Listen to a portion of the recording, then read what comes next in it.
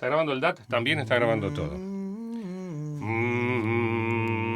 Que los chabones locos. ¿Vos fuiste de Betty de ir sola en el auto, por ejemplo, leyendo avisos de la calle? Qué lindo recuerdo. Porque una maestra, cuando estaba en la primaria, decía, ustedes para aprender realmente a leer bien tienen que ir por la calle leyendo todos los carteles. Vos sabés que me dio como una especie de manía con eso. A veces digo, esto no es normal. Cuento árboles, Mm. leo todos los carteles, sigo leyendo todos los carteles. ¿Por qué me preguntás eso? Porque muchas veces... Porque estábamos recién los dos como tarados. Claro, pero muy poca gente sabe que nosotros tenemos unos ejercicios que son propios de la... Para que voy a acercar un poco esto ahí, te va a quedar Ahí mejor. estamos. Que son propios de la locución, que es Sí. cuando, por ejemplo, viste estas cosas de respiración y de que nos enseñaban. A mí me enseñaron unas cuantas que todavía me son útiles cuando estoy difónico, en invierno, cuando tenés problemas de la garganta. Mejor mejora, mejoral. Y entonces, y empezás, esta de la impostación era que tienen que vibrar los labios y separar los dientes, y los tipos te miran en los estudios y dicen, ¿por qué no se usa más? Ahora llegan con sus gargantas aguardentosas a decirte. ¿Pero para vos sigue siendo importante eso? ¿El Colocar qué? bien la voz, no te digo engolar, porque es No, otra cosa, pero cuando estoy haciendo de animador de radio, digamos que estás en tu programa y estás hablando con gente así, no me preocupa demasiado. Pero cuando vas a grabar un aviso o estas cosas ahí que sí, te agarra, ¿no? Como te agarra el cliché sí, locutor, que me agarra, sí. entonces empezás con, uy, un té, por favor, y ahí, que nunca te preocupaste, pero me No, agarra. pero aunque sea para boludear un rato frente al micrófono, ¿viste? Aunque te pongas, lo primero es colocar la voz, después te sale como un actor cuando está en el escenario no está todo el tiempo pensando en algo módulos, todo. Pero ahí es cuando te vas al diablo, me parece, como profesional de la radio, cuando empezás preocupado por la voz. No, una vez que colocaste la voz, largate con lo que me parece, ¿no? Con lo que te salga. Has vivido épocas donde la voz era, o sea, era todo un culto, era el culto a la voz. A vos te Totalmente. tocó trabajar en esa época. Pero sí, Mm. de ahí arrancamos y era realmente difícil, porque además la competencia era durísima en ese sentido. Yo me alegro mucho que ese tiempo se haya terminado, ¿no? Porque realmente, ¿qué es eso de solo colocar la voz? Porque ni siquiera somos cantantes líricos o cantantes que, bueno, está bien, tenés que tener ese instrumento poderoso bien. Era el vacío total, era la buena voz, colocar y un tipo que te mandaba un texto, te leía. Yo desde el primer día, digo, que llegué a la radio, recibida de locutora de 19 años, sentí que eso no era lo mío, ¿no? Que yo en esa no lo tenía armado conceptualmente, intelectualmente, era una cosa que me pasaba por el cuerpo, yo sabía que eso a mí no me gustaba, que yo colocaba la voz, bueno, nosotros nos conocemos, ¿viste? De toda la vida. Pero me gustaba volar, jugar con el sonido. No vas a zafar de recordar esas voces porque nadie zafa en este No, momento. ¿Te considerás, con todo el respeto, no, está obviamente, bien. Betty Elizalde, un animal de radio, un bicho de radio? Mm. Absolutamente, absolutamente. Hace poco estuve en un programa de televisión, yo amo a la TV y recordaba tu programa, ¿no? Y decía, bueno, vos por ahí con este nombre definiste lo que realmente uno puede sentir por la radio. Yo siento que soy eso, un animal de radio, pero además, no solo por sentimiento, sino por haberme dedicado. Pero a mí me sigue interesando mucho el mundo del sonido. A mí Mm, me sigue interesando. Creo que no le damos bola. Hace un rato estábamos mm. hablando de internet y de Mu- no, y que en la radio, ¿qué pasa con el sonido? ¿Qué es con la materia con la que trabajas? El 99% de los profesionales de la radio no saben lo que es el sonido. No saben mm. lo que es el sonido. Las radios, además de artísticamente, están destruidas, ¿viste? Se empalman cortinas que no tienen nada que ver, un informativo, tanda, avisos comerciales. Es una cosa tan espantosa. Se dejó, igual, qué loco esto, ¿no? Porque la radio, que dio paso, o que, bueno, que tuvo, o que vio crecer, que yo, la televisión y a otros medios, como hoy la computación, internet, todo esto mezclado, este, era un objeto de diseño precioso. Se diseñaba, otra hora los programadores, hace un rato hablábamos también de los programadores de radio. De Radio Belgrano era Radio Belgrano y sonaba con sonido de Radio Belgrano, Radio Continental, o no, Radio Porteña era Radio Porteña y sonaba. Es decir, había un diseño Sí. racional y conceptual de la radio que han venido estos tiempos desmadrados, no sé cómo, y bueno, y ahora es todo más o menos lo mismo, pero yo creo que siempre se vuelve, y que tanta bastardez, si se me Ajá. permite el término, termina después uno buscando líneas. Yo creo que de un momento a otro tiene que volver otra vez a preocuparse el hombre por el sonido. Si haces radio, preocupate por el sonido. Preocupate, porque, claro, esa es una cosa que por ahí vos y yo aprendimos, ¿no? Mucho en esos años con Moyano, con Alberto Mata, Dal, que tipos que eran muy rigurosos, eran unos obsesivos del sonido. Yo me acuerdo con Moyano de haber estado 8 horas para grabar 1 minuto la primera vez que se iba a hacer un programa de FM, por ejemplo, para Del Plata, creo que era la FM del Plata, y la primera transmisión de FM que iban a hacer, de estéreo, y tuvimos 8 horas para grabar 1 minuto, 8 horas para... Yo eso, aún en el trabajo que hago hoy día, yo lo respeto. Para mí, y trabajo con los operadores y lo primero que les digo, mira, para mí el sonido es fundamental, no es porque viste que la red está todo bla bla, todos somos periodistas. Sí, yo me considero paraperiodista, ¿no? Sí. Como los paramédicos y qué sé yo. Pues todo el mundo quiere hablar, todo el mundo quiere opinar, todo el mundo quiere ser fiscal de la República y no tienen la menor idea del instrumento que están manejando, que es el sonido. El silencio, por ejemplo, en la radio. No saben el valor del silencio. Bueno, sin ir más lejos, cuando vos lees, hay una serie de pequeños objetos, le puedo llamar, que son símbolos, en realidad son las comas, los puntos. Todo eso existe cuando uno habla, pero la gente no tiene la menor idea. Eso vos sabés que es terrible, la gente sale de las escuelas sin saber leer. Yo, vos empezaste preguntándome si te seguía leyendo carteles y demás. Yo no puedo entender que profesionales de la radio no sepan leer a primera vista. Pero tenés que poder leer una novela a primera vista sin equivocarte. No es una estupidez. Porque no hay nada más terrible que cuando vos escuchás por ahí los tipos de informativos que andan a lo tumbo con la noticia. Pero ¿cómo es posible? Tenés un papel, lo escribiste, después no lo sabés leer y sos profesional. ¿Con qué otra cosa te manejás en la radio más que con los textos? No, es muy terrible. Pero bueno, a lo mejor, ¿sabés qué tiene que ver con este tiempo donde la ortografía, la redacción tampoco tiene ningún valor? No. Vos viste que el otro día salió un artículo que hablaba de 20.000 vocablos que utiliza un chico, un adolescente, que a los 18 años por ahí maneja 20.000 vocablos. Manejaba. Hoy están los 10.000. Y que no se sabe, un artículo muy interesante, ¿cuál va a ser el sistema de comunicación futuro? Porque pareciera ser que el lenguaje está quebrado, ¿no? Este tipo de comunicación oral que conocemos parece que no existiría más. No es ni bueno ni malo, se inventará un nuevo sistema, qué sé yo, de comunicación. Pero hoy día, todavía que nos tenemos que manejar con esto, es terrible la falta de profesionalismo que hay en el medio. Yo creo que cuando yo empecé antes que vos, pero bueno, por ahí unos años después empezaste vos, eso sí era un valor, ¿no? Era un valor. Cuidábamos mucho la radio. Vos lo seguís haciendo. Vos sos un obsesivo del cuidado del aire. Yo aprendí, o sea, todo lo que aprendí con la radio fue en esa época donde tardábamos 8 horas para hacer 1 minuto. Y eso te queda y no... Claro. Y después te pones obsesivo y ves cosas y escuchás cosas donde los demás no escuchan y te miran con cara de... ¿Qué le pasa? No, pero ahí, ¿no ves que está, pum, pin? Desde cómo cortar las músicas, cómo mezclarlas, cómo enlazarlas, cosas que aprendimos de, bueno, yo recuerdo mucho aprendizaje es cierto, de Roberto Víctor Cicuta, que era un artista para meter todos esos discos en 1 hora. Programas de 60.000 discos en 1 hora. Y del Cholo aprendí mucho, del Cholo Castañón. Él fue el que me enseñó directamente a mí, porque con él empecé a ir a las grabaciones. Claro. Y después de mucha gente, Carlitos Álvarez, un operador que fue glorioso en la época de Del Plata, que era como una especie de mago, en la época que no había computadoras y todo se hacía con cintas. Y bueno, me acuerdo de Jorge Prado. Para mí fue el más grande. Eddie Haida. Ay, Eddie Haida era muy rápido con los dedos. Yo creo que, bueno, ahora que nos están escuchando tantos pendejos en tu programa ahora, ¿quiénes ¿no? son todos estos chabones? ¿Quiénes son? No, pero... No, claro, son... yo creo que esto les importa porque Jorge Prado, que fue un operador genial, tenía público. Era en una grabadora particular. Yo me acuerdo que hacía Las 7 Lunas con él, o grababa con Marcos Munsto, que hacíamos todos los programas con Marcos ahí, producidos por Moyano, y pasaba gente a comprar un disco, viste que iban a grabar un disco para el cumpleaños del nene, el nene cantaba, ¿no? Y entonces veían lo que hacía este tipo, y decían, ¿puedo venir un día a verlo? Venía el público a ver al operador. Pero era una cosa, era mágico lo que hacía, ¿no? Era mágico, la compaginación de compacto, de long play a long play, ¿viste? Cinta abierta. Recuerdo, tengo un recuerdo de la primera tarde que lo vi grabar a Mario Prado y fue muy fuerte para mí.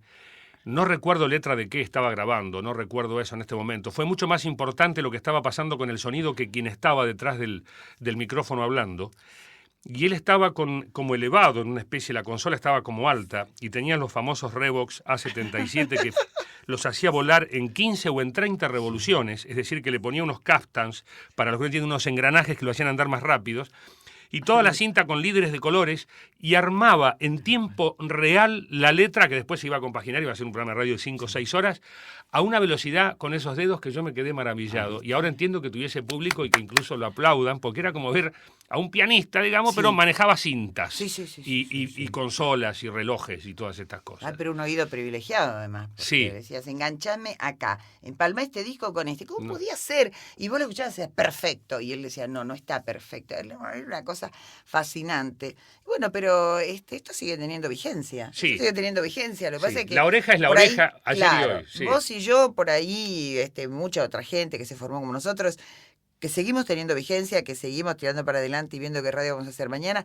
aprovechamos de toda esa experiencia. Hay gente que cree que no, que venir a la radio es plantarse delante de un micrófono, decir 2 o 3 huevadas y poner el disco, viste esa cosa.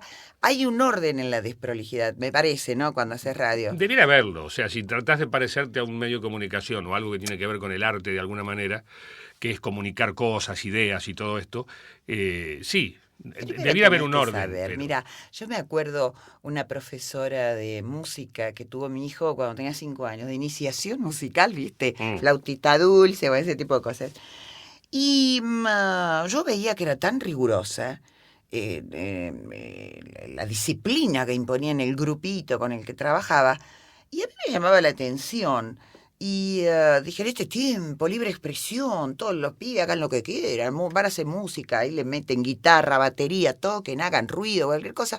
Esto de la libre expresión en pintura, y qué sé yo. Entonces le pregunté, digo, ¿por qué vos trabajás así? Porque es como que trabajaba al estilo de la Edad Media, más o menos. Y me dijo, mira, mis clases están organizadas en función de que los chicos aprendan. Entonces hay sistemas para aprender. Primero tienen que saber, todo esto es un cuento, lo de la libre expresión. Dice, hay un tiempo para la libre expresión, pero primero dale técnicas, abrirle la cabeza. Porque ¿sabes por qué se utiliza mucho esto de la libre expresión?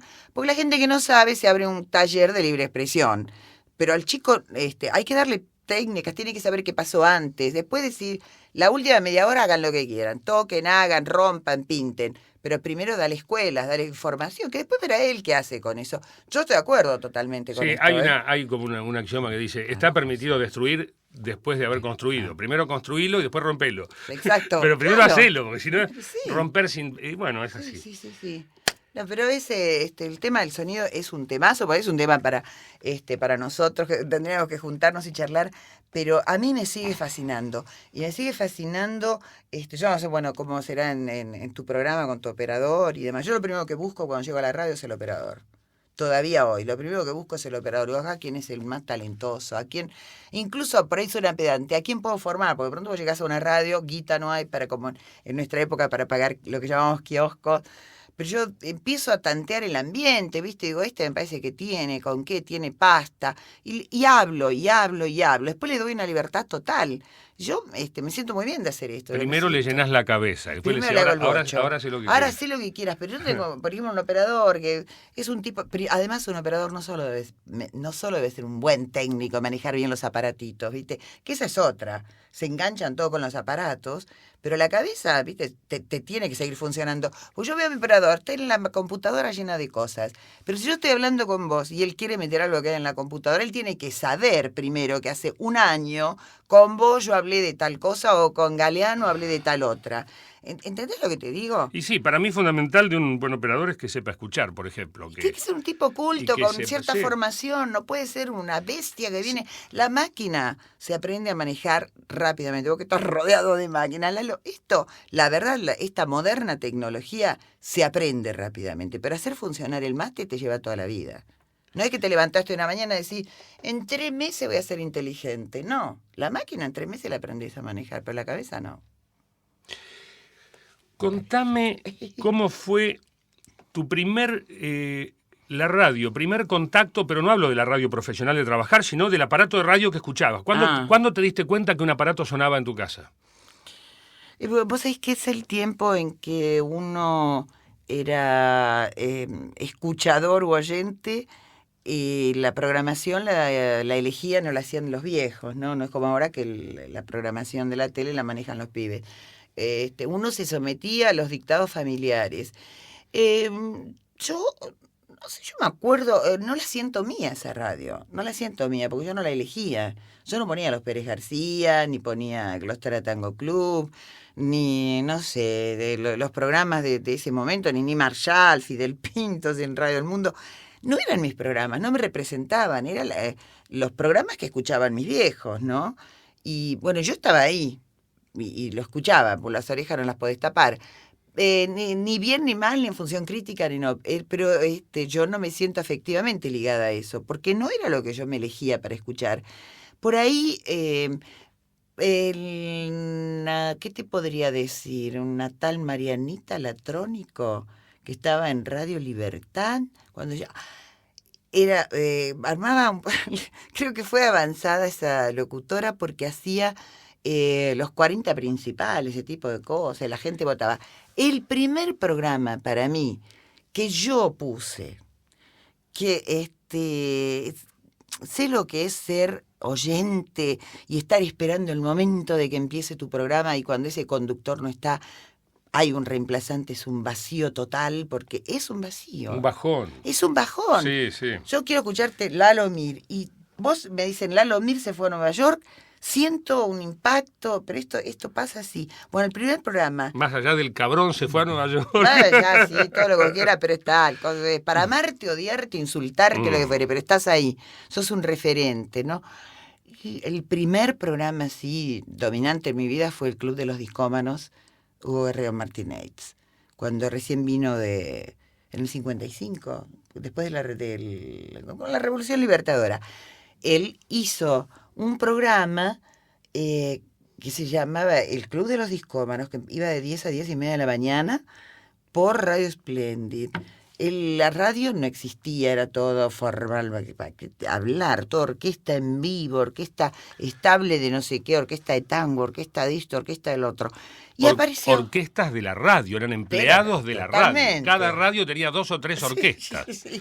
Era otra época. Los animadores tenían que ir cuando había público, que iban con palomita, con eso todo. En Radio El Mundo, iban con smoking. Las minas de largo. Dicen, yo no lo vi, eso no, yo tampoco, pero bueno, las revistas, yo he visto revistas de Radiolandia y estas de la época donde están todos muy empilchados, mucha gomina, una cosa de loco. Infernales. Bueno, en medio de ese clima de Radio El Mundo, que era así, como la radio aristocrática, Belgrano, que era la radio ordinaire, y Splendid, que estaba ahí en el medio, aparece este tipo. Imagínate, una mañana te levantás, prendés la radio, en medio de esa locura, esa cosa formal, apareció este mago de la radio que es Hugo Guerrero Martínez. Y pasaba discos, era una cosa, qué música además, ¿viste? Vos escuchabas y no se podía creer cómo existía, te descubrió otro mundo. Y con esa pulcritud, esa prolijidad de la salida al aire, era alucinante ese programa.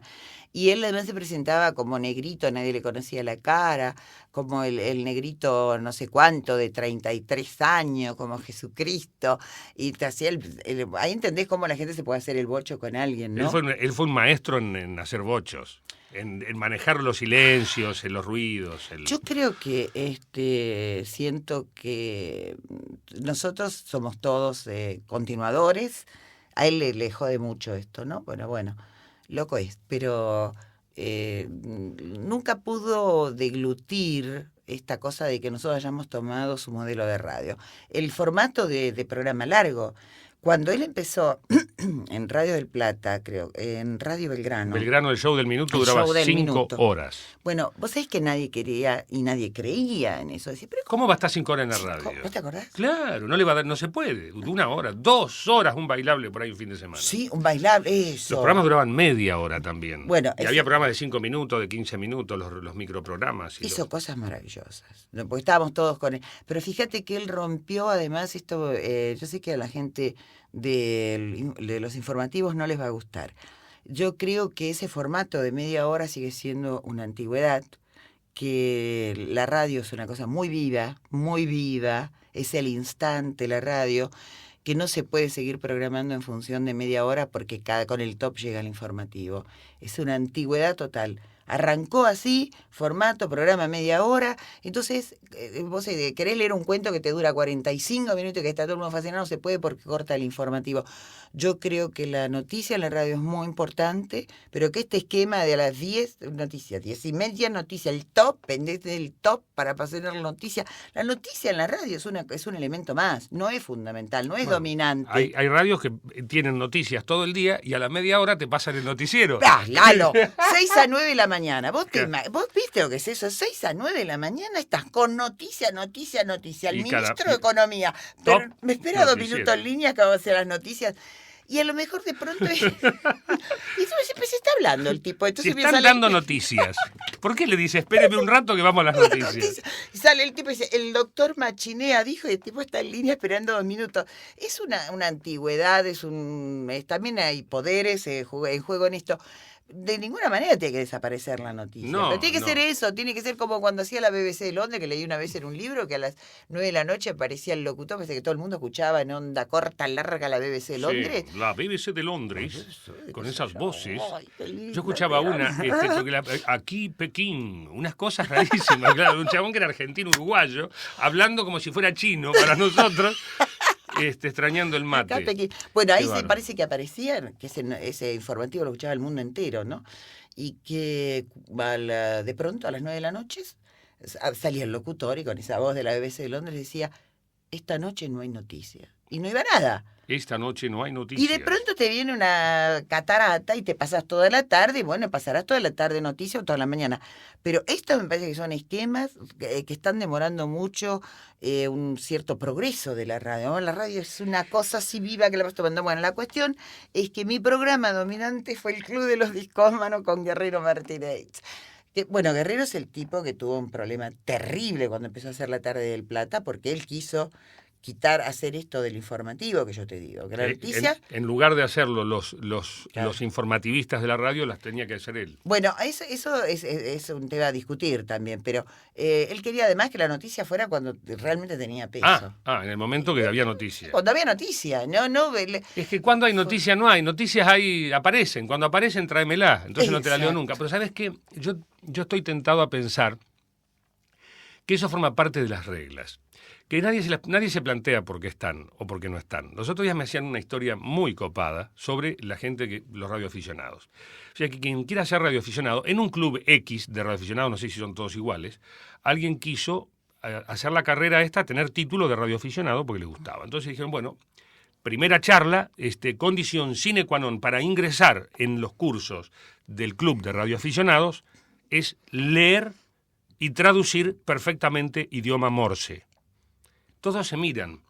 Morse, sí, Morse. Entonces, ¿para qué? Si ahora el Morse no se usa más.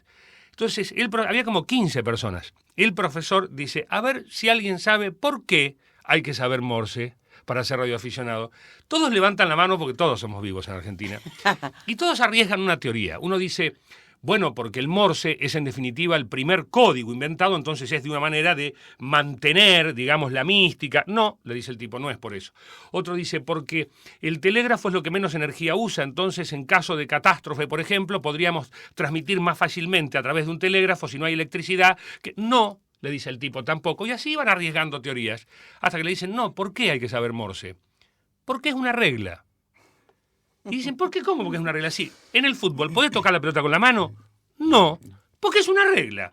Y me encantó también de que haya reglas absurdas, porque hay reglas. Y hay que cumplirlas hasta que alguien venga un día y diga, no hay más reglas. Claro. Pero eso, yo creo que es así lo de informativo. Nadie sabe por qué están a la hora y a la media, y es totalmente absurdo que en un informativo pongan informativos adentro, porque vamos a terminar poniendo informativos adentro de los informativos, adentro de los informativos. Sí. Pero bueno. Me parece por eso que tiene que ser más voluble, que de pronto la noticia viene, pasan cosas realmente importantes, que son noticias, tener la media hora corridas en noticias, pero no que tenga que esperar. Además pasan cosas importantes que esperar 2 minutos. Tan importante que solo se le da 2 minutos, después seguimos con cualquier boludez. Esto es una cosa que me parece que atrasa mucho la puesta en el aire de los programas de la radio. Está como muy esquematizado, ¿viste? Esquematizado. Pero bueno. Bueno, ahora vamos a saltar saltamos de la primera radio, que era la radio esa que tenías así como una referencia histórica, digamos, a la primera radio donde entraste a trabajar. ¿Dónde laburaste por primera vez? Por primera vez... primero hice... Lo que recuerdas como más, por ahí no el primero, pero sí el que recordás con más. Giré haciendo práctica por alguna radio, todavía no recibida, en Radio Colonia, alguna radio así, pero circunstancialmente alguien pasaba y me dejaba hacer unos avisitos. Y el primer trabajo que te contrataron, así que tenías un empleo. Como suplente, esa época era fácil, porque los locutores eran todos fijos, locutores, animadores, la categoría superior, ¿no? Animadores. Y se iban de vacaciones, entonces ahí era donde entrabas. Ibas a dar una prueba en la radio, te tomaban. Fui, cuando salí del ISER, di pruebas en Radio El Mundo, Radio Esplenda y Radio Belgrano, porque uno quería estar en esas radios, que eran las principales. Y el primer lugar, empecé en Radio Belgrano, haciendo suplencias, haciendo avisos. Después hice algunas cosas en Radio El Mundo, porque me había anotado como suplente en todas las radios. Pero donde me quedé estable fue en Radio Belgrano, afortunadamente, porque... Curiosamente, ¿no? Era la radio más, como te decía, la más chillona, brillante, gritada. Yo no llegué con todo un cuerpo conceptual armado, si tengo que cambiar la radio, viste que hay gente que por ahí viene con una formación universitaria. Venís con las cosas más armadas, más estructuradas. Yo era una piantada que tenía 18 años, que lo único que en realidad me fascinaba el mundo de la radio, pero en realidad, en el fondo... Yo lo que quería era rajarme de mi casa, ¿no? Que era una casa muy rígida, controladora. Y yo, lo único que me daba cierto legalidad era la radio, porque te recibías de locutora, te daban un carné. Entonces, aunque en mi casa me combatían, pero bueno, tenía un carné. ¿Qué decían en tu casa de que eras locutora? No, era cosa de putas eso. Ah, ¿locutora era de putas? Todo, lo imaginate. Porque tenía que ver con el salías en la Radiolandia, por eso. Por todo, había que ser universitaria, qué sé yo, y hasta ahí, ¿no? Universitaria. Y en realidad yo había empezado la carrera, la secundaria para ser médica, pero en el medio se me atravesó esta locura de la radio. No, pero era una cosa de atorranta, bien de atorranta, bailar, cantar, y a mí siempre desde muy chica se me había dado esta locura. Y tenía una prima que estudiaba baile clásico que la mandaban, viste, las patadas, y yo la llevaba con la excusa de que yo me ofrecía llevarla para aprender. Entonces volvía a mi casa y yo hacía los ejercicios de baile clásico, escondida porque me fajaban. Nada de bailar y estudiar. Y bueno, la radio me permitió salir. Y yo entré a Belgrano en realidad jugar. Yo jugaba la radio de adentro. Yo llegaba y veía esa gente muy grande. Los primeros los trabajos de Belgrano que hiciste, que eran leer las tandas. Leer las tandas. Pero entonces para venir a los jovatos tenían, imagínate, 35, 31 y eran señores grandes. Eran unos jovatos. Todos de traje, con gomina. Todos en gominones, emperchados. Y además no estaban habituados, no es como ahora que estás bombardeado con gente joven por todos lados. Era así la estructura, los más viejos eran animadores, los un poquito más jóvenes eran locutores que se empezaba. Y yo era como 18 años contra el más joven que tenía 38, 40 años, ¿no? Y muy loquita en el sentido de que era un cohete y pendeja. Una pendeja, claro, pero irresponsable, porque yo a veces digo, si aparece un pendejo como era yo, entonces hoy día en la radio lo saco a patada, porque no puede ser las cosas que yo hacía. Porque ahora vos sos la de 40 y los otros claro, son los de 20. Claro, no, pero yo los banco bien, me encantan. Me encanta que amen esto, ¿sabes? Lo que no me gusta son los que vienen de taquito a pasar el rato. El que viene porque está fascinado con esto y le importa venir a hacer todo porque yo voy a aprender de vos. Al que viene a pasar el rato, no me lo banco. Realmente no lo soporto. Porque me parece que no tiene nada que ver con esto, que es como un tipo que va al quirófano a pasar el rato, ¿viste? Y mata a un paciente, ¿no? Pero, bueno, la cuestión es que yo me metí ahí. Y yo era transgresora porque no lo sabía, porque cuando vos te das cuenta que sos transgresor, ya no sos transgresor, o cuando voy a ser transgresor, ya no. Y realmente era muy transgresora porque quería hacer en la radio todo lo que me venían limitando en mi casa. Y entonces, por ejemplo, decían, la sigla de la emisora, transmite el R3 Radio Belgrano, no lo pueden decir, prohibido las voces femeninas para decir el R3 Radio Belgrano. Yo no pensaba que las mujeres tienen que pelear para ocupar su lugar en el mundo. A mí me parecía lo más divertido que el jefe de locutores se agarraba un ataque de un infarto porque yo me había hecho la sigla, que había cometido una transgresión brutal. Entonces yo escuchaba, no se puede las mujeres. Entonces esperaba que el locutor se fue del estudio Yo entraba y decía la sigla, esa era la transgresión en ese momento, o aparecer después de determinada hora que no había que tener voces femeninas a la noche. Y entonces caer y de pronto cuando el locutor estaba distraído meterme y decir algo. Y suspendida, vivía suspendida porque me echaban de todos lados. Pero yo creo que toda esa locura me sirvió, ¿no? Porque además, fíjate, cometía transgresiones lógicas. Después me di cuenta, después cuando ya empecé a enterarme que existía el feminismo y todo ese tipo de cosas.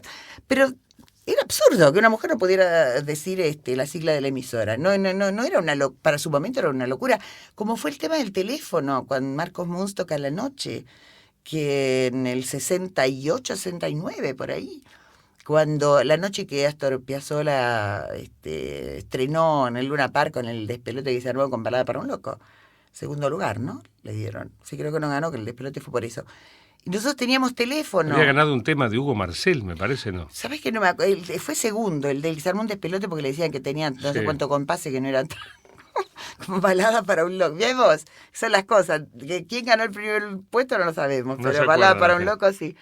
Y entonces yo le dije a Marcos, vamos a meter el teléfono en el estudio. Viste que la Ley Nacional de Radiodifusión decía que no se podía dar el número de teléfono. Vos lo podías dar, siempre la trampa. Esta es Radio Belgrano, está en tal lugar y este es su número de teléfono. Pero no llámenme. Entonces yo decía, Marco, tenemos que hacer algo, pongamos el teléfono dentro del estudio, nos van a echar, nos van a matar, pero si no se puede decir que te llamen, ¿cómo vas a poner el teléfono? Vamos a poner el teléfono adentro del estudio, se arma quilombo que se arme. Lo pusimos, entraba a llamar la gente, imagínate, en el 69 fue esto. Y Jorge Gané, que era el director de la radio, era muy amigo nuestro y nos quería muchísimo. Vivía por Ramos Mejía y se apareció en la radio en pijama. Estaba en la casa, se puso el sobre todo arriba del pijama y vino. El Guerrero Martínez hacía la tarde. Entró al estudio y dijo, se van los dos, se van. Y nos echó esa misma noche. Pues fueron todos a pedir que nos perdonaran la vida. Bueno, esas fueron las cosas, de las transgresiones de su época. ¡Ay, qué vergüenza contar esto! ¡Qué horror! Ni a mis hijos me han animado a contárselo. Ahora, ¿cuándo nace esa voz? Porque hay Betty Elizalde, locutora, todo, y en un momento empiezan, no sé si fue Crandall, si fue antes, ¿dónde empieza esa voz colocada que fue, si no, que también marcó una época y tenés que hacerte cargo? Decime, quiero que la gente recuerde, decime las 7 lunas de Crandall con tonos 7 lunas, tómate tu tiempo. Era una cosa como... Las 7 lunas de Crandall, algo así era. Hola, ¿qué tal, mi pretendiente? ¿Quién escribía eso? Era lindo. ¿Quién escribía eso? Mira, tuviste buenos guionistas. Excelentes guionistas, eso era un equipo. Hay algunos nombres que no voy a dar por lealtad, porque nunca quisieron que se enterara la gente. Había algunos escritores muy famosos, ¿no? Que estaban pasándola mal, alguno que otro. Y alguno escribió libretos para las 7 lunas para ganarse unos mangos. Después había un tal Jack Vargas que escribía, que hacía cosas muy buenas. Realmente escribía muy bien. Pero te voy a decir una cosa. Era todo un equipo. Moyano, que fue genial, creo que sigue siendo un tipo genial como creativo de la radio. Era Jorge Prado, que grababa esto cuando hablábamos de la perfección del sonido. Yo que iba al estudio, yo tenía los libretos. Yo además en esa época estudiaba teatro, hacía teatro. Y para mí la radio sigue siendo, ¿no?, una de las cosas fundamentales, la puesta en el aire, lo que es la puesta en el escenario. Para mí la radio es lo mismo. Así como tiene que ser pulcro y conservar determinadas reglas en el teatro, para mí es un poco esto, la radio. Entonces yo llegaba con mi libreto, con los libretos para grabar, me encerraba en ese estudio, Jorge Prado grabando, y yo volaba. Era lo que uno puede llamar trabajo de improvisación en el teatro, ¿no? Sobre una línea dada, bueno, ahí arranco. Por eso hay un aviso que es una de las pocas cosas que me gustan, porque yo en general soy muy crítica de lo que hago. Un aviso que hice un día, que está en el libro de Ulanowski, Días de Radio, donde yo solamente me río. Y yo a veces lo escucho y digo, ¡ay, piantada que estaba, Dios mío! Y yo llegué, me acuerdo que era un diálogo con alguien, ¿no?, imaginario. Y yo borré toda la letra del diálogo, lo que se supone que yo le decía y se supone que el otro me contestaba. Y lo único que hago es reírme y decir alguna frasecita, qué sé yo. Tiene una sugestión bárbara el aviso.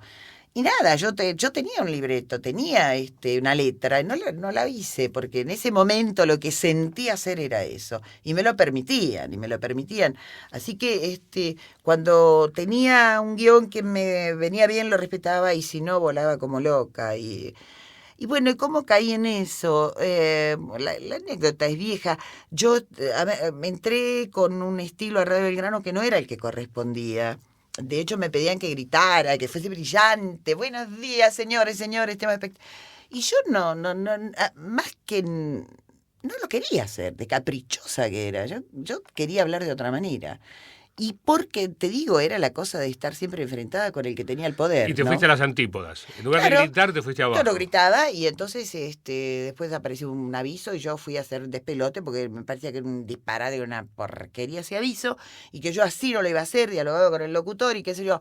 Entonces, bueno, estaba de turno, me pagaban, lo tenía que hacer, que era el de famosas bombachitas internet, mirá. Internet, el otro día Internet. Pero sí, un tipo en la radio me dice, no te puedo creer. Yo no sabía que existe. Internet. Pero vos sabés que yo conté la anécdota y nunca lo relacioné. Y hace unos días, un loco a la tarde me dice, ¿vos te das cuenta que hablás de bombachitas internet? En esa época de avanzada esas bombachitas. Pero un asco el aviso. Ay, qué silueta, decía el locutor, una cosa. Y entonces la locutora le decía, porque uso bombachitas internet. Y yo a mí me daba una vergüenza y una bronca. Uso bombachitas internet, pero por favor. Entonces yo buscaba 1000 tonos para cambiar esto, ¿no? Porque uso bombachitas internet, pero todo irónicamente.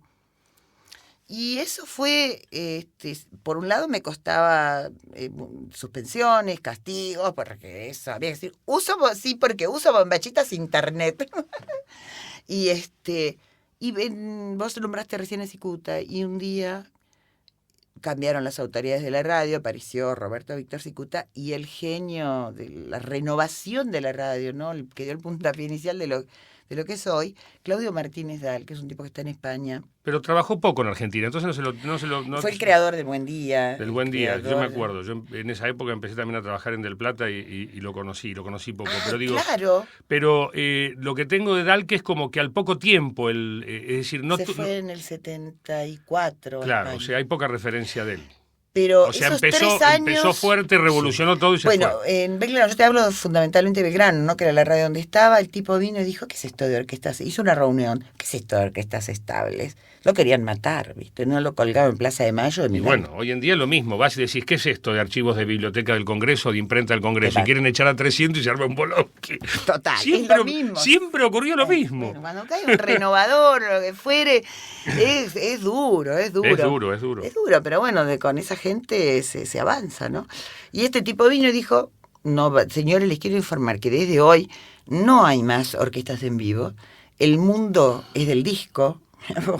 El disco, no puede ser que no exista el disco en la radio argentina. Bueno, podemos decir también, para los que no tienen una referencia histórica muy, muy concreta, hasta los años 50 y bien entrados por ahí los 60, se bailaba con orquesta todavía. Exactamente. Estaba la orquesta en el escenario y la gente bailando abajo. O sea, la orquesta no era un show como ahora que uno va al concierto y se sienta o baila, es decir, el pogo, por alguna manera.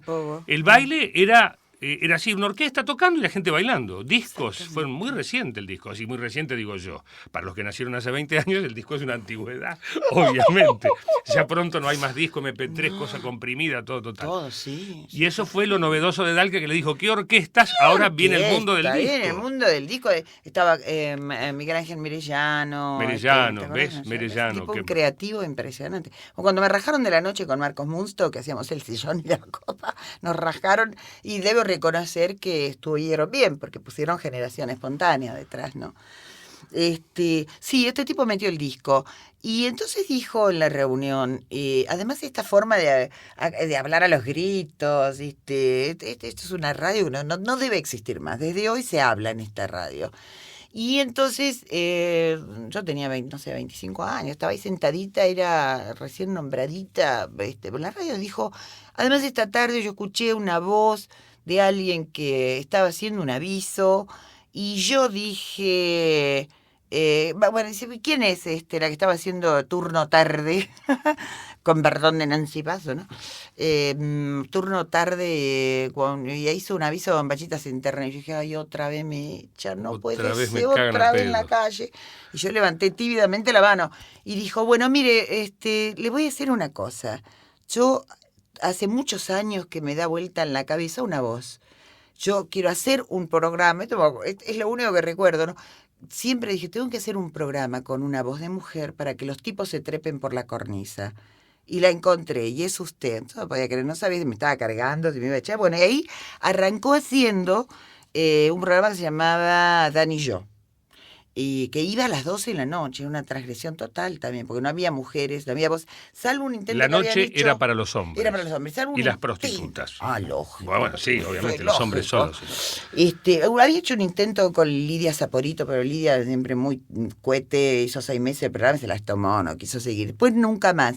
Y él dijo, quiero que salga a las 12 de la noche y hablándole a la gente. Y ahí fue donde nació esta cosa sexy. Después se pelearon, se fue Cicuta a otra radio y se llamó Buenas noches, señora Dan. Y después de ahí hicimos una serie de intentos con Moyano, con Edgardo Suárez. Y un día Edgardo Suárez... Suárez, recuerdo también, porque esto es como hacer un insert, una de las voces mágicas más impresionantes de esa época, de los 60. Pero ¿sabés qué pasa? Que tenía una voz que no se podía creer. Dibujaba con la voz. Te pintaba cuadros, te hacía cualquier cosa. Te veías todo. Yo me acuerdo mucho. ¿Sabés por qué pasa eso, Lalo? Porque era actor. Era actor. Y tenía una voz. También las voces, los timbres ayudan. Mi amor, la musicalidad y una serie de vas cosas. Vas al teatro, excelentes actores. Excelentes, grande interpretación. Y yo voy y digo, te falta voz. Las voces de antes. Las voces, no puede ser. Un actor en escena y todo muy bien, sienten mucho, le pasa mucho. Y la voz es una vocecita que no está trabajando. No se escucha en la última fila, no se escucha. ¿Viste? Que dicen, no se escucha en la última fila, te dice el chabón. No se escucha. Las como voces. Le dijo Sábato, no se escucha, no se oye. A uno que gritaba, no se escucha, Sábato, no se oye. Y no, ese tipo infernal. Bueno, además trabajó con Fabio, hizo cine con Fabio, Juan Moreira y todo eso. Un actor, un tipo loquísimo, pero no, esa voz única. Y bueno, hicimos algunas cosas, pero entonces Edgardo Suárez dijo, yo quiero hacer el programa solo, no lo quiero hacer con mujeres. Y yo fui a grabar y entonces me dijeron, no haces más el programa porque lo haces solo. Y dije, ¿por qué? Pues no le gusta trabajar con mujeres. Bueno, no le gusta trabajar con mujeres. Bueno, yo desde hoy no trabajo con ningún hombre. Así fue como empecé a hacer programas sola, fíjate vos. Dije, ¿a mí me discriminan? Por favor.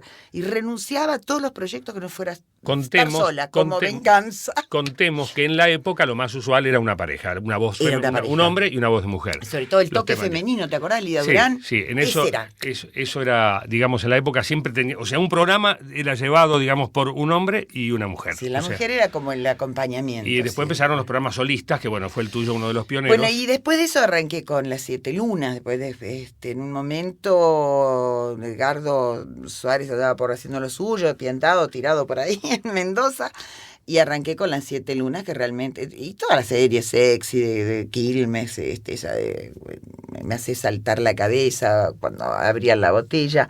En fin, arrancó toda esa etapa, que como vos decías, es importante. Lo que pasa es que a mí la nostalgia me mata. Yo cuando me encuentro con una persona nostálgica rajo a 5.000 kilómetros. Odio en la familia. Cuando empiezan, cuando dicen te acordás, dije, esto ya tengo que rajar.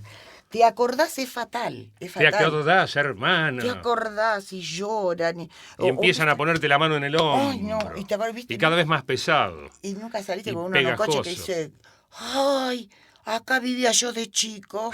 Ay, espera, mira, era la calle 3 de febrero. Uy, y te hacen dar vuelta, qué sé yo, puede ser tu marido, tu mujer, tu padre. Y vos decís, qué mierda, me importa a mí donde viviste hace 50 años. No, yo la nostalgia, no. Sí los recuerdos gratos, pero como parte de la historia, como un dato histórico, no me siento ligada. A veces pienso que soy una inhumana. Esto es otro insert. Vamos a poner una sección que no lo había pensado, que se llame Referencia Histórica, donde la gente puede llamar, por ejemplo, y acordarse de algo que decía Pues yo me acuerdo de un aviso, porque ahí se acuerdan de otros avisos, y ahí no. perdemos todos. Bueno. No, eso es muy triste. No, cuando- es lindo cuando te voy a decir, sí, porque ahora llamas vos con el público que tenés, ¿no? Entran a llamar los pendes y te dicen, yo me acuerdo. Te hablan de recuerdos de hace 3 años, cosas muy frescas. No creas, Pero a mí me hablan de te- recuerdos de escuchá, 20 también, o sea No, que... 20, pero te empezás a acordar de hace 60. A veces Bueno, de es 60 no te lindo. podés acordar de 60. Entonces Ah, no, ¿qué mientas. te crees? No tenés gente. Vos no, pero yo tengo gente de 75 Ah, sí, años y se también. acuerdan, sí. Escuchame una cosa. ¿Cómo fue, cuándo te diste cuenta, en definitiva? Porque hay una cosa que también es una etapa en la vida del locutor, un cliché. Que alguien te reconoció por la voz, porque uno era, o sea, la radio te contaba con ese yo diría, bonus track, que era un capitalito también que uno tenía, que no te conocían. Era fantástico, vos podías en la radio ser un señor y en la vida ser cualquier morisqueta. Hoy ya, viste, te echan andan los de Lucho Avilés, los otros de Rumores. Qué locura, si soñamos con eso, con que nos reconozcan. ¿Cuándo te reconocen? Pero por la voz, ¿entendés? Que te dicen, usted no es la de la radio. Eso te pasó, obviamente. Los tacheros. Los tacheros. Los tacheros, porque son las personas que más ligados están al sonido. Están todo el día encerrados en un lugarcito solo, salvo que en algún momento con el pasajero. Tienen 12, 14 horas arriba del tacho, escuchándote. ¿Sabes lo que es eso? Se cae de cajón lo que te voy a preguntar. ¿Cómo, de alguna manera, armonizabas el hecho de estar haciéndoles el coco durante la noche, porque la gente se hacía el coco y se trepaba a las cornisas, y después te los encontrabas y los chavales decían, usted es. Y uno es también... duro, porque el desencanto es total. Eso es lo que tiene, ¿no? Cuando te conocen a través de la voz. Supongo que el desencanto lo tendrían ellos, pero yo también, desencantada de que ellos se desencantaran, porque como además yo siempre, por algo me debo haber refugiado en la radio, me costó tanto pasar a la televisión, yo siempre me consideré muy fea. Y ¿Sufrías por eso? Sí, yo sufrí mucho por sentirme fea. Y ahora me encuentro con tipos, viste, grandes. Sí, con la voz te sobraba, no te dabas cuenta de No, esa no época. no me di cuenta. Pero no, lo peor es que ahora me encuentro con tipos, viste, la vez pasada mi sector Larrea, qué gamba, vos tenés una de las mejores gambas. Le digo, ahora me lo decís 40 años después. Pero en esa Nunca me época pude hacer todo el cargo. mundo lo pensaba y lo decía en los pasillos, viste las gambas que tiene la Betty. Pero en esa época no te decían mirá eso. cuando me lo vienen Pero a bueno, decir, sí, dale, como de la déjame otra que tiene joder. un culo no sé qué. Pero antes era todo, era más distinto, disculpame la expresión. Era más distinto. Entonces, todo el mundo, eso se sabía, viste las gambas que tiene, siempre tuviste fama de, no fama, se veía, no era la fama. Tenías muy buenas gambas y tenías una voz que fabricaba monstruos yo no o podía. fabricaba ángeles. Entonces, ¿qué más querés? Pero bueno, uno cuando es joven también tiene, viste, se mira al espejo y le agarran los yo ataques. siempre tuve muchísimo complejo, siempre sigo siendo, ahora bastante menos, pero siempre fui muy acomplejada. Por eso Bastante también- menos fea, ibas a decir. Bastante menos fea. No, de, pero grande, por eso, de grande estoy mucho más linda. de grande estoy mucho pero mejor. viste que uno aprende y la experiencia también te Lo que pone pasa es que lindo. estoy de adentro, estoy más segura en ese sentido. Yo de joven siempre me sentía la más fea, la más ordinaria, la peor vestida, llena de complejos, una persona muy insegura, muy dramáticamente tímida. Por eso muchas veces tengo encontronazos con la gente, porque soy muy agresiva en mi vida privada. Yo tengo pánico a la gente, le tengo terror a la gente, tengo terror a las reuniones íntimas, tengo un grupito así que me muevo y cuando ya viene, hoy vienen 2 parejas nuevas, ¿dónde me meto? Terrible. Y entonces cuando alguien me reconocía, yo quería taparme, ¿no? La sensación era, encapucharme como lo del Ku Klux Klan, que no me vean la cara. A tal punto que cuando me dieron el primer Martín Fierro en el 74... y subí al escenario, estaba tan ridícula, que lo tiró, que hice todo lo posible para salir peor de lo que me sentía, ¿entendés? Hice todo, porque uno se boicotea fiero. Y me puse un vestido lindísimo, pero como de una vieja de 180 años. Los pelos, fui a la peluquería, el guacho me agarró, me cortó los rulitos. Nunca tuve peor que ese día. Yo sabía que lo único que no me tenía que hacer era rulito porque me quedaba muy mal. Tenías rulitos. Me acuerdo de esa Sí, imagen. rulito, pero pelo muy corto. Aparte ese día saliste en todos los diarios, en todas las revistas. Vos sabés, Lalo, que no, pero eso fue genial. Para mí es un momento importante, que no sé, que no suene pedante, pero... era el momento que se hacía la entrega en los teatros. Entonces estábamos en el Astral. Y yo, sentadita en el Astral, la gente prácticamente no me conocía. lo que fue ese aplauso, cómo me recibió la gente, no los críticos y lo del medio. Aparte era yo no lo fantástico olvidaré que no te jamás. reconocían, que no te No me conocían, reconocía. eso es fantástico. Estaba Cacho Fontana y sube al escenario y entonces él me dice, ¿cómo te sentís? Yo lo primero que le digo, ¿a cuántos estoy desencantando? Algo así le dije. Qué terrible que ahora Qué me conocen la paranoia, cara. claro. Total. Año de análisis. ¿Qué te crees? ¿Sabes lo que me costó esto? Hasta casarme con un psicoanalista. Mirá todo lo que tuve que invertir para salir del complejo. Fue lo primero que le dije. Qué pena cuánta gente se va a desencantar. Qué pelotuda. En vez de salir al escenario, viste, a matar, salía chicadita. Ay, qué vergüenza. Me faltaba decir qué vergüenza que no me vean. Así que para mí era, ahora pensándolo bien, qué duro debía ser, ¿no? Ser el gran símbolo sexy de la radio, del país, porque hay que reconocerlo, esto era trabajo de un equipo, ¿no? Ser el gran símbolo sexy y sentirte tan miserable. Qué terrible, debe haber sido muy dura mi vida, ¿eh? No, en serio que era dura. Los recuerdos. Fíjate que recuerdo... sí. Bueno, sí, pero pero fíjate qué loco, a unos les toca la fantasía de la voz, a otros les toca la fantasía del cuerpo, más allá de las piernas de Dolores. Claro, vos estabas trabajando en la radio y lo que querías era transmitir con palabras y con emociones todo lo que hiciste en tu vida, y la otra piba que tenía por ahí un lomazo estaba en Las gatitas de Corrientes son ardientes, en un espectáculo revisteril, y decía, a cada uno le toca lo que le toca. Sí. El problema es que uno cuando es más chico o es joven no sincroniza con su tiempo y siempre quiere otra cosa. Ay, vos sabés que a veces veo fotos de entonces, ¿no? De vez en cuando, por ahí que hay alguna foto que me bullo espantada. Y de pronto me miro y digo, qué cosa, qué terrible, qué es esta cosa de adolescente o de los primeros años de la juventud, de vivirlo tan a contramano, porque me veo y digo, miércoles, qué idiota que fui, porque no era como yo me veía internamente. Y a veces sí lo hablo con mi hija, ¿no?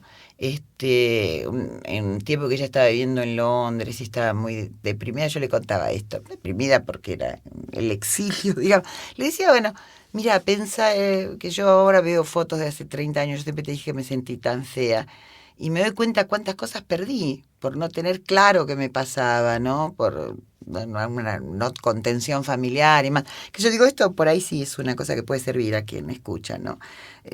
Cuántas cosas uno se pierde por tener el mate mal, ¿no? Yo me perdí muchas cosas. No me importa porque también tengo muchas cosas valiosas, pero qué sé yo, con tanto mono por ahí que me hubiera bajado y digo, pucha, no me lo bajé porque estaba mal de la cabeza. No, loca, decía, no que me va a dar bola este coso, no me va a dar bola. Ahora cuando me vea la cara, claro. Hay una cosa. Seguro, esto sí te pasó, tiene que haberte pasado porque le pasa a todo el mundo que trabaja con su voz. Decime cosas en la oreja, el chabón, tu marido, tu novio, tú nos pides que saliste.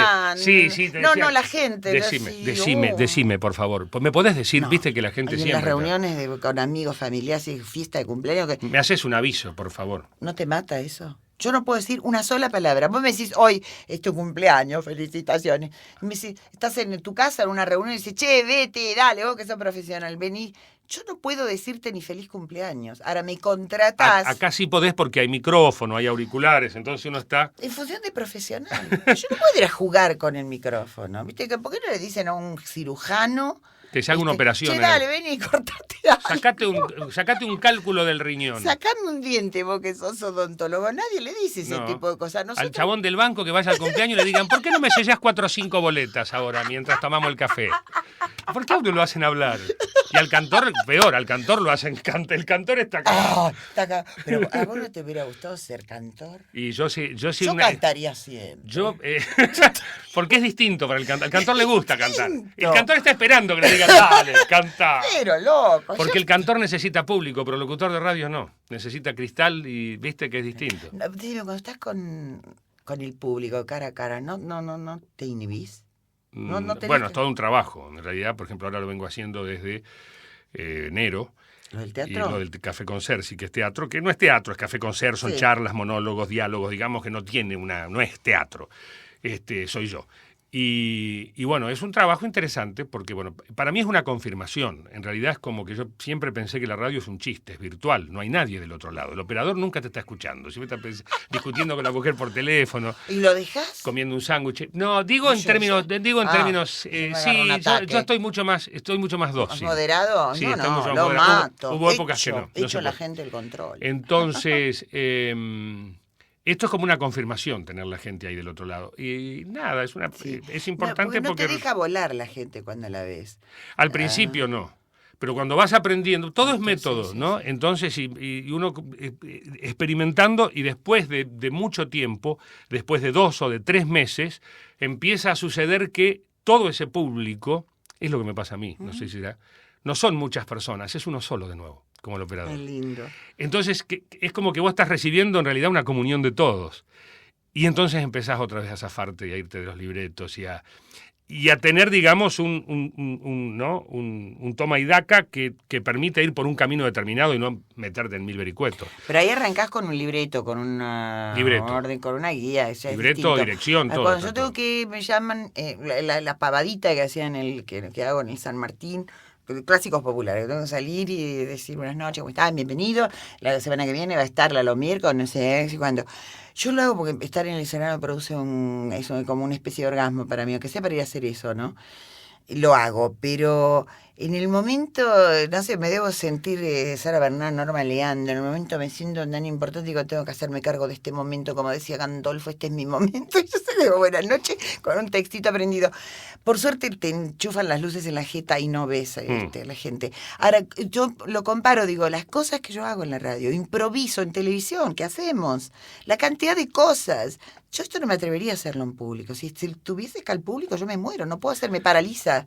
No los tengo que ver, porque nosotros somos muy voladores, somos muy fantasiosos. Vos te armás en la cabeza todo un mambo, ¿viste? Una cosa rarísima. Ahora, es muy interesante el después también, de pasar por la experiencia de tener el público y lograr tener esta comunicación como si el público fuese lo que te contaba. Después, cuando estás solo de nuevo, tenés un valor agregado. Hay un montón de cosas que vos sabés en tal circunstancia o en cual otra, cómo reaccionó realmente, no este vidrio que está ahí o este operador. ¿Entendés? O sea que también es una experiencia, qué sé yo, pero es tan personal y tan particular que no se puede transferir. ¿Cuánto llevamos? 1 hora, bien. Voy redondeando con una cosa, después vemos. La de siempre, la isla del deseo. Están todas las condiciones dadas, la radio es tuya, no tenés gerente, no tenés nada, y te dicen, Betty, se te permite 1 año, tenés 1 año, hacé lo que se te canta ¿es lo mismo que haces ahora o es lo mismo que haces ahora? Sí, porque en ese momento creo que estoy haciendo lo que realmente siento. Armé todo como lo explicabas vos recién, ¿no? Con ida y vuelta, como si la experiencia de haber estado con público, todo. Yo me siento bien con la radio que estoy haciendo.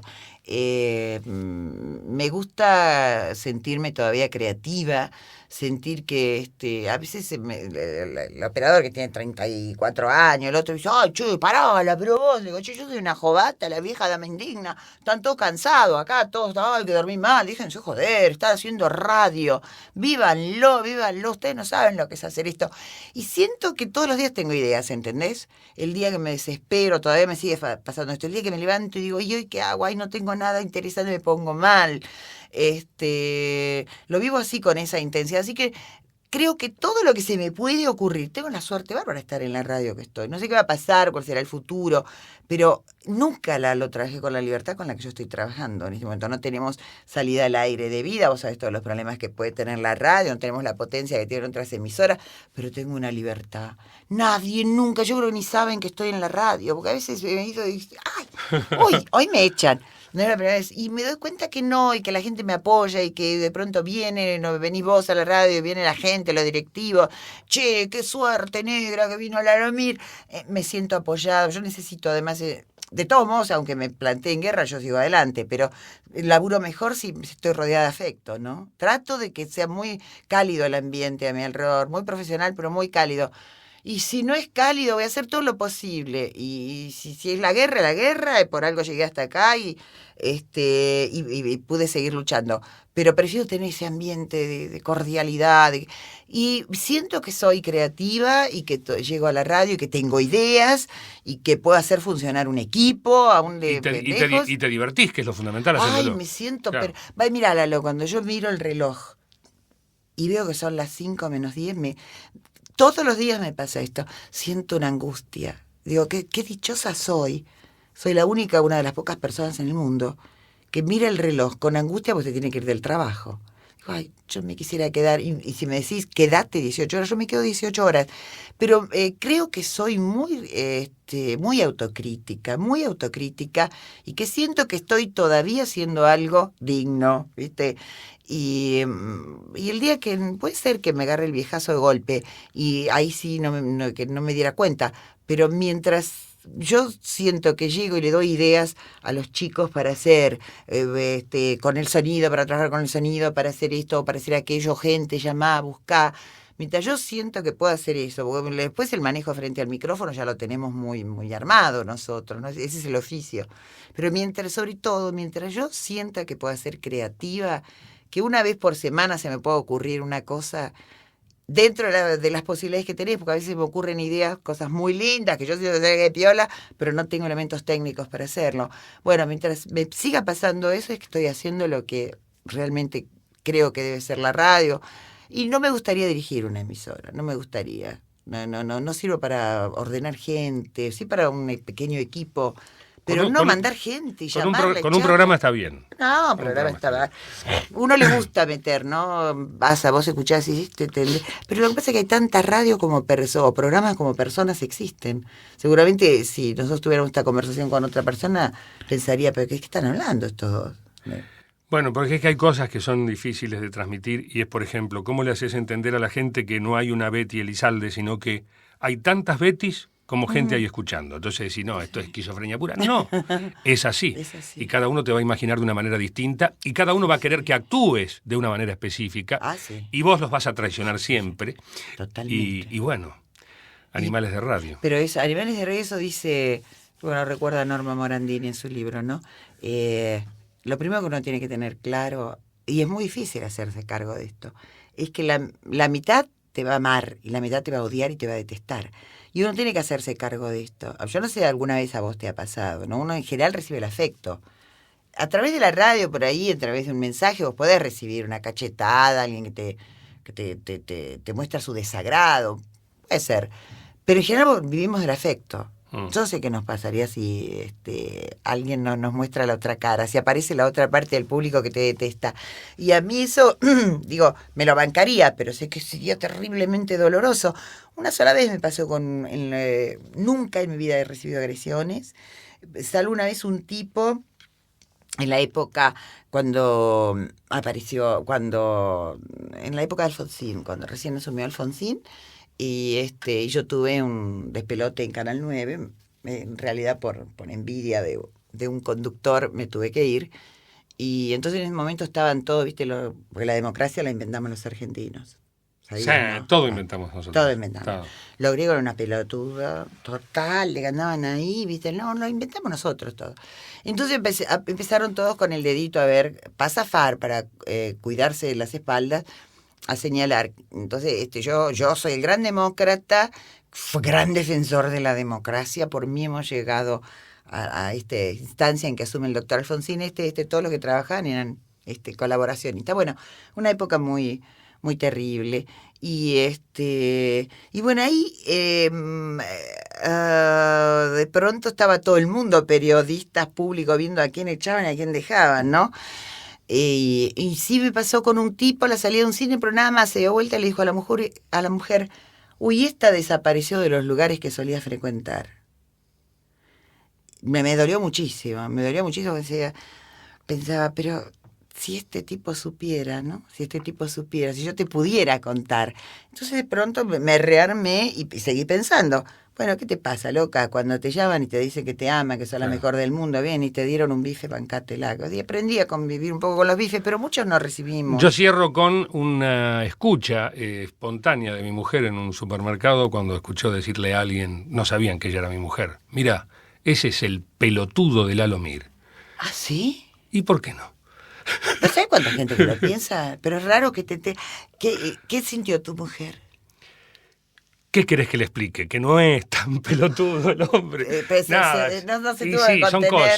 Son cosas que pasan que son fuertes. Bueno, ¿sabés Betty. Yo te cuento una Sí. que le pasó, pero al revés a mi marido, para compensar. A mi marido le pasaba esto cuando yo hacía las 7 lunas. Subía al taxi, los tacheros, no se escuchaba otra cosa, porque no había otra cosa, ¿no? Y subí al taxi y los tacheros iban haciéndose el bocho conmigo. A 1000. A mí, era una cosa de locos. Y entonces los tacheros empezaban a decirle cosas, a hablar. Y un día iba a un lugar, nos tenemos que encontrar, y sube al taxi y el tachero empieza: ¿escuchaste, flaco, a esta? Es medio guarango, no puedo contar todo el diálogo. Yo le pongo pits. ¿Le pones pits? Sí. Che, flaco, ¿la escuchaste a esta? ¡Qué pajera la puta que la parió! Lo que debe ser esta mina en la cama. Y empezó a darle detalles A tu marido. a mi marido de todo lo que yo debía hacer en la cama. Y entonces, cuando llegó la comida, le dicen: ay, ¿qué? ¿No le dijiste que era tú? Pero vos te imaginás si yo a ese tipo le digo a mi mujer, ¿qué mierda me va a creer? Qué bueno. Ay, Bueno. qué lindo, che, negro, fue bárbaro. Unos regalos. Otra cosa. Sí. ¿Vos te acordás cuando venías con el Gómez Castañón, el atorrante ese, venían y me maltrataban? No, Cuando- jamás maltraté a Sí, nadie. los dos me maltrataban. Cuando estaban con Cepeda venían con los discos estrictamente musicales. Y estrictamente musical. Con ese nombre tenías que pasar disco y había una lista que tenías que... Me cagaban. Los dos. Yo obedecía Vos órdenes. Y el otro me Yo venía obedecía. con la valija y yo les decía: ustedes metían podridas, se van. Vos respetá. Yo obedecía órdenes. Pasada de disco. Y ese me llamaba estrictamente hablado porque casé yo el programa y no quería pasar disco. Ay, me acuerdo de hoy, qué pibito que eras. Haceme unos regalos. Decí, a ver qué podemos decir. No, es para abrir y cerrar algunas secciones. Dale. Hola, con del tono ese de Crandall, hola pretendiente, estamos en Animal de Radio. Bueno, lo que te salga así naturalmente cortito. ¿Qué tal, mi pretendiente? Esto es Animal de Radio. Buenísimo. Es locura. ¿Estamos? Estamos, Bicho, de más, qué sí, ahora que- lindo, de más.